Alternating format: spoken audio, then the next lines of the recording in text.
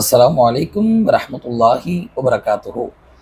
இன்னைக்கு 1000 ரூபா ஃபீஸ் கட்டுறதுக்கு பணம் இல்லாததுனால எவ்வளோ திறமையான வாலிபர்கள், வாலிப பெண்கள் தங்களுடைய கல்லூரியுடைய எக்ஸாம் எழுத முடியாமல் தவிக்கக்கூடிய நேரத்தில் 100 கோடி ரூபாவை கொடுத்து ஒரு நட்சத்திர கால்பந்து வீரர் மெஸ்ஸியை இந்த நாட்டுக்கு வர வச்சுக்கிறாங்க. நம்மள நிறைய பேர் நினச்சிக்கிறாங்க, ஓ மெஸ்ஸிக்கு இந்தியா பிடிச்சிருக்கு போகுது, அதனால தான் இந்தியாவுக்கு வந்திருக்கிறாரு.